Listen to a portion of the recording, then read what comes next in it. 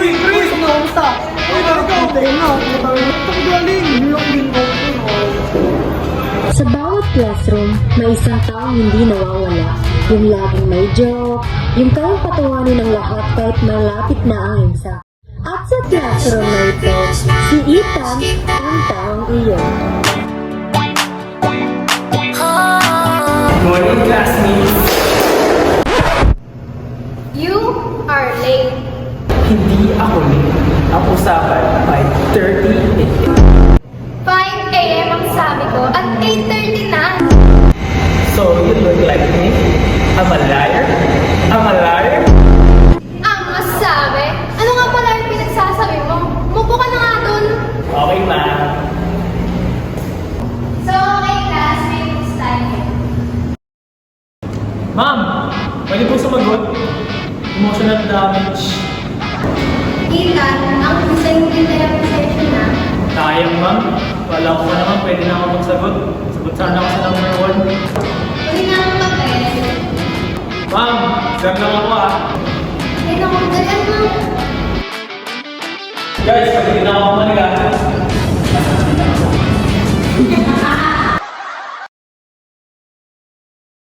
Ethan, saan mo ba nakuha yung ganyang energy na yan? Mga pala yung kape ko. Where's my coffee? Where the hell is my coffee? Ay, coffee! I never believed it. Who are you? Ay, Laida Magtalas po. Nag-apply na. Editorial assistant. Barista po. Sir, ito na po yung caramel macchiato. Ano kasi ng tanong?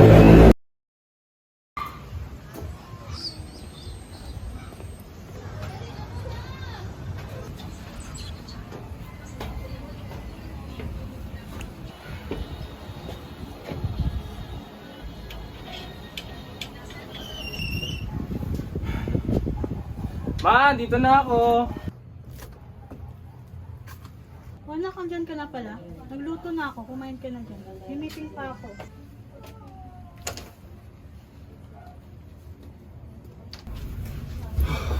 Pagod yung araw ko. Ano pala, pending na yung araw.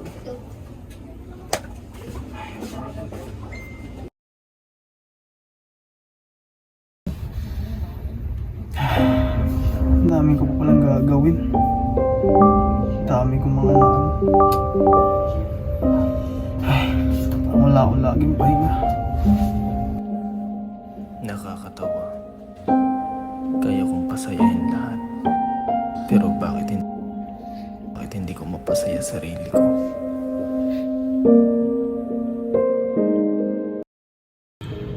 Hindi ko alam kung pagod na talaga ako. Baka sobrang pagod na talaga ako. Bukas ulit. Ngiti ulit. Kaya nga, baka pabikot ka mamaya. Oo, kasunod ka mamaya. People never change. Science tells us that the genetic imprints predetermines your fate, character, choices. Anak ka. Bawal yung sabihin, baka pakalit na tayo sa test. Wow! May mga gusto ko eh. Mga suplada. Check.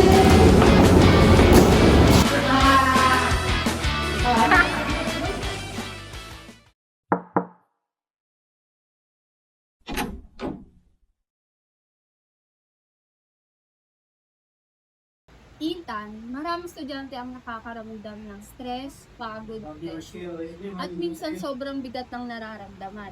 Hindi ibig sabihin na mahina ka kapag nahihirapan ka. Akala ko po kasi, kung lagi ako nagpapasaya sa kanila, kailangan nila ako eh. At lagi dapat ako maging okay. Kahit nang hindi. Hindi palaging ganun. Minsan, ang mga taong nagbibigay ng saya sa iba ay kailangan din ng taong nakikinig sa kanila. Humingi ng tulong kapag kailangan mo, hindi mo kailangan harapin lahat ng exam. Okay? Siguro po kailangan ko kong sabihin sa kanila na hindi ako okay.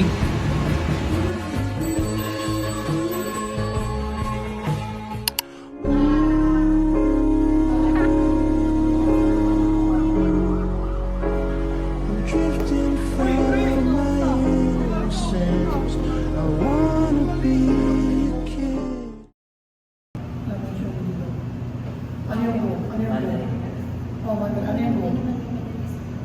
Ano yung ma?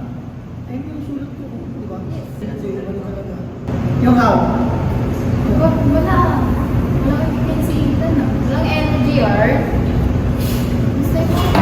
Diba?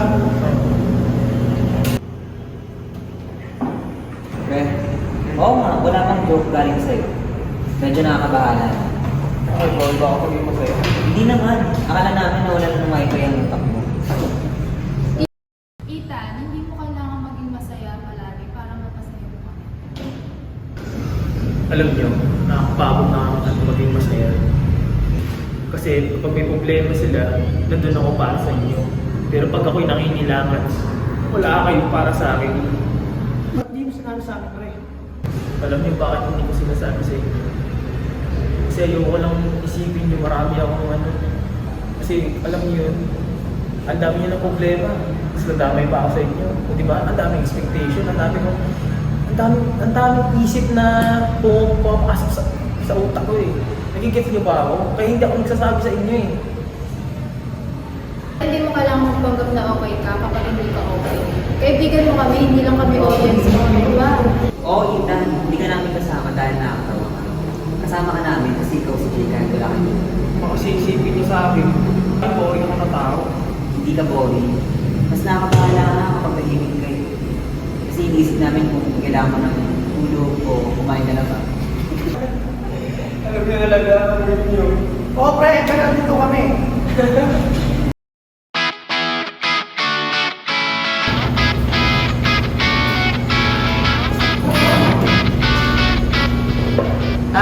May joke pa ba ngayon? Meron. Ano yung pre? Alam niyo ba? Dati, iniisip ko talaga, hindi ako mag-uusap ng tao eh. Kapag hindi ako lagi nagpapatawa, nagpapasasaya niyo. Pero sa pagiging ganun ko, natuto na ako, alam ko na. Kaya hindi ko kailangan lagi maging masaya, nagpapatawa sa inyo. Oo, parang hindi lang ako nag-learn. Oo, marunong na ako. Updated version na ako.